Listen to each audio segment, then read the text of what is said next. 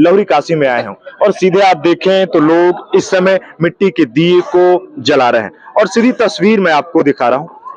सर्वप्रथम आपको दीपावली की ढेर सारी शुभकामनाएं। और सबसे पहले मैं आज दीपावली के शुभ अवसर पर सबको शुभकामनाएं देता हूं।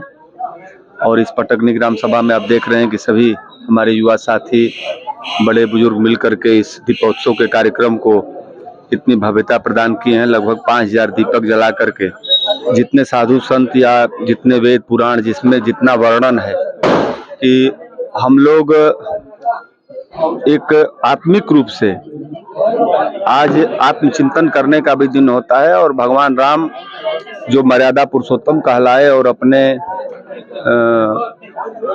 राज दरबार में पहली बार जब वो उपस्थित हुए तो उनके एक आने का जो क्रम है उसको हर्षोल्लास से मनाया जाता है। तो कहीं ना कहीं मर्यादा पुरुषोत्तम जब राम हुए हैं तो आज के दिन हम लोग उनके चरित्र का चिंतन भी करना चाहिए कि किस तरह से उन्होंने राम राज्य की स्थापना की।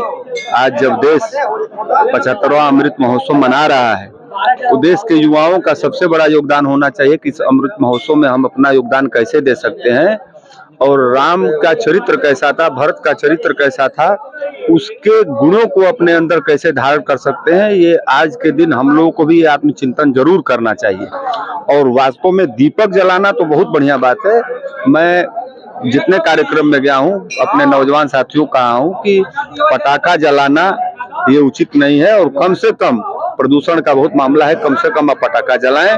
पुनः मैं सबको शुभकामनाएं देता हूं आपके चैनल के माध्यम से। अयोध्या में दीपोत्सव का जो भव्य नजारा था आपने देखा भी और राम राज्य की जो बात हो रही थी वो चरितार्थ भी इस दीपावली में। जी देखिए, असल में राम हमारे लिए हमारी संस्कृति के पुरोधा है। जो भारतीय संस्कृति की विरासत रही है वो राम के स्वरूप में हम लोग उसको देखते हैं। अब 24 लाख दीपों का दीपोत्सव कार्यक्रम जो अयोध्या में हुआ है तो वो पूरे विश्व को एक संदेश देने के लिए किया गया था कि आप भी राम के चरित्र को देखिए कि उन्होंने किस तरह से उस समय राम राज्य की स्थापना की थी। जहां आज जो सबका साथ सबका विकास जो शासन सरकार ये कर रही है उस समय उन्होंने उसको चरितार्थ किया था और सबको लेकर के सबको, इसने ये नहीं है कि कोई उसमें अमीर और गरीब था, सबको लेकर के सबके सुनने वाले जो राम थे उनके चरित्र का तो चूंकि अगर वो हमारे प्रेरणा स्रोत हैं तो ऐसे कार्यक्रम को प्रेरणा बना करके किया जाना चाहिए। इसीलिए हमारे उत्तर प्रदेश के मुख्यमंत्री योगी आदित्यनाथ जी ने वहां पे एक कार्यक्रम करवाया था कि पूरे विश्व को संदेश जाए कि वास्तव में राम का चरित्र क्या था और राम के चरित्र से आज के हमारे युवा और पूरे विश्व के जितने भी लोग उसको देख रहे हैं उससे सीखें।